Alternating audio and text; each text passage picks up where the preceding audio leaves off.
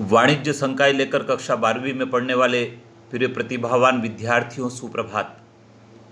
विद्यार्थियों, आपको बोर्ड की परीक्षा देना है और बेहतर तैयारी रखना है। आज की इस वीडियो में हम बात कर रहे हैं व्यवसाय अध्ययन विषय के अंतर्गत नियोजन के अध्याय पर।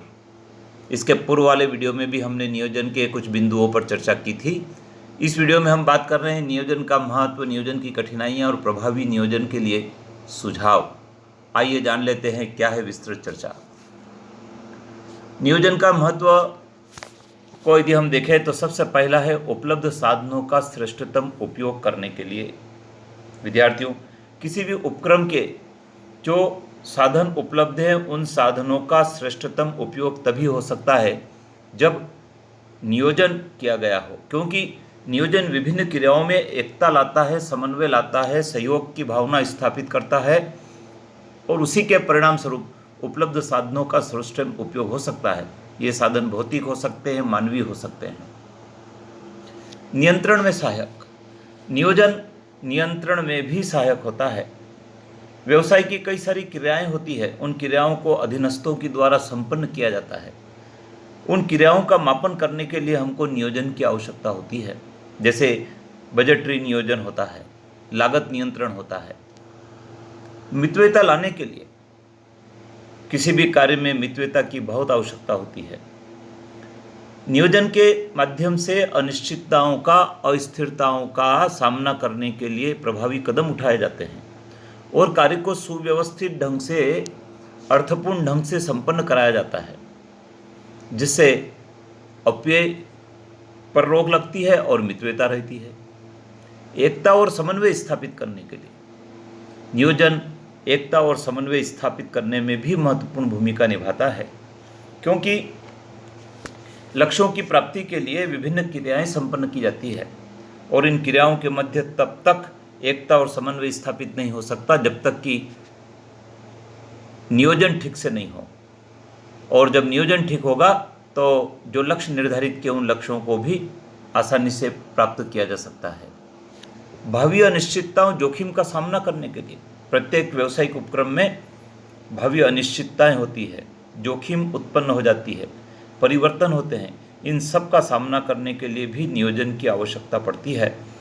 जैसे कड़ी प्रतिस्पर्धा का सामना, मांग कम या ज़्यादा हो जाने की परिस्थिति, हड़ताल तालाबंदी की दशाएं इत्यादि। संगठन को प्रभावी बनाना। नियोजन संगठन को भी प्रभावी बनाता है, क्योंकि नियोजन के माध्यम से सुव्यवस्थित ढंग से क्रियाओं को संपन्न किया जाता है, दोहरी क्रियाओं की समाप्ति की जाती है, अपव्यय पर रोक लगाया जाता है और जो कार्य करने वाले लोग हैं उन लोगों को ठीक ढंग से काम सौंपकर लक्ष्यों की प्राप्ति की जा सकती है। मनोबल एवं अभिप्रेरण में वृद्धि। नियोजन से मनोबल और अभिप्रेरण में भी वृद्धि होती है, क्योंकि एक अच्छी योजना संगठन के प्रत्येक स्तर पर कर्मचारियों को सहभागिता करने के लिए प्रोत्साहित करती है, उनके कार्यों को मान्यता देती है। प्रेरणात्मक मजदूरी पद्धति लागू करने की यदि हम बात करें तो वह नियोजन का ही एक घटक है। अतः नियोजन कर्मचारियों के मनोबल और अभिप्रेरण में वृद्धि करता है। नियोजन की कठिनाइयाँ या सीमाएं क्या क्या होती है? विद्यार्थियों, नियोजन की कठिनाई और सीमाओं में सबसे पहला लिखा है पर्याप्त लोच का अभाव।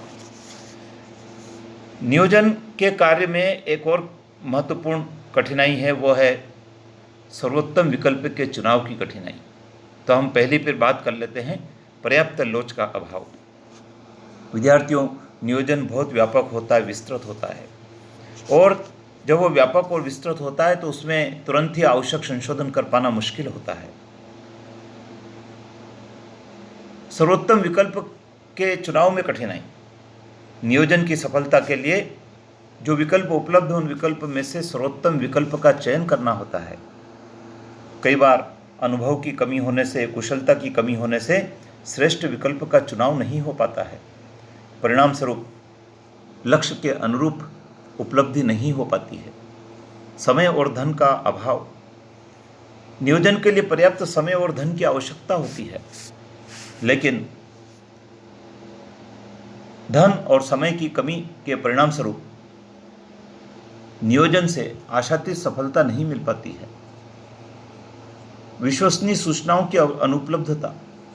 नियोजन के लिए विश्वसनीय सूचनाओं की आवश्यकता होती है, लेकिन नियोजन उन तथ्यों पर आधारित होता है जो वास्तविक नहीं होते हैं, अनुमान पर आधारित होते हैं। परिणाम स्वरूप सही निष्कर्ष नहीं निकल पाता है। पहलपन की कमी। नियोजन प्रबंधकों को पहल करने की क्षमता को रोकता है, क्योंकि प्रबंधकों को नियोजन में बताई गई नीतियों, नियमों, पद्धतियों के अनुसार काम करना पड़ता है। चाहते हुए भी वे अपनी कुशलता का प्रदर्शन नहीं कर पाते हैं, पहलपन का प्रदर्शन नहीं कर पाते हैं। भावी परिस्थितियों की अनिश्चितता। भावी परिस्थितियां सदैव अनिश्चित होती है, और जब परिस्थितियां अनिश्चित होती है तो ऐसी दशा में वर्तमान में बनाया गया नियोजन कितना कारगर होगा कह पाना मुश्किल होता है। इसलिए क्योंकि नियोजन पूर्वानुमान पर आधारित होता है, ऐसी दशा में यदि परिस्थितियां नियोजन के अनुकूल नहीं रही तो परिणाम आशा के अनुकूल नहीं आ पाते हैं। तो ये नियोजन की कुछ कठिनाइयां थी। अब हम बात कर लेते हैं श्रेष्ठ नियोजन किसे कहेंगे, या एक श्रेष्ठ नियोजन के लिए क्या सुझाव हो सकते हैं। तो पहला है सरल होना चाहिए नियोजन, जिसको आसानी से समझा जा सके, बोधगम्य हो, जटिल नहीं हो। मितव्ययिता। श्रेष्ठ नियोजन उसे कहेंगे जो कम खर्चीला हो, मितव्ययिता के साथ नियोजन की गतिविधियों को संपन्न किया जा सके, ऐसा नियोजन होना चाहिए। उद्देश्यपूर्ण। नियोजन का उद्देश्य निर्धारित लक्ष्यों को प्राप्त करना होता है, अतः नियोजन उद्देश्यपूर्ण होने चाहिए। यदि उद्देश्य नियोजन में स्पष्ट नहीं है तो ऐसी दशा में असफलता प्रतीत होती है। लोचपूर्ण। नियोजन लोचपूर्ण भी होना चाहिए, जो बदली हुई परिस्थितियों के अनुसार परिवर्तनशील हो, क्योंकि भावी परिस्थितियां बदलती रहती है। व्यवहारिकता। नियोजन में व्यवहारिकता का गुण भी होना चाहिए, अर्थात नियोजन ऐसा हो जिसे सरलता से क्रियान्वित किया जा सके। यदि उसमें व्यवहारिकता का गुण नहीं होगा तो उसे क्रियान्वित करने में कठिनाई आएगी। संतुलित। नियोजन संतुलित होना चाहिए, अर्थात एक प्रभावी नियोजन में संतुलित होने पर ही उसे प्रभावी ढंग से लागू किया जा सकता है और निर्धारित लक्ष्यों को प्राप्त किया जा सकता है। व्यापक एवं विस्तृत। नियोजन व्यापक और विस्तृत होना चाहिए ताकि उसे समझने और क्रियान्वित करने में किसी प्रकार की कोई कठिनाई नहीं हो और उसमें कोई बात छूटे भी नहीं।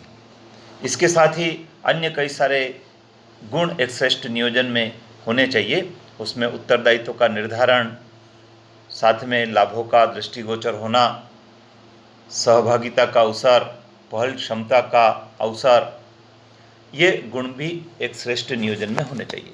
तो विद्यार्थी, आपके पास जो भी पुस्तक है उस पुस्तक से आप इन तीनों बिंदुओं पर विस्तार से नोट्स बनाएं और उन्हें दोहराएं, परीक्षा के लिए उन्हें तैयार करें, जिससे कि आप उनको परीक्षा में ठीक ढंग से लिख सकें। विद्यार्थी चैनल पर बने रहें, और आपने इसके पहले वाला वीडियो यदि नहीं देखा हो तो वो ज़रूर देख लें, क्योंकि वो भी नियोजन के प्रारंभिक बिंदुओं से संबंधित था।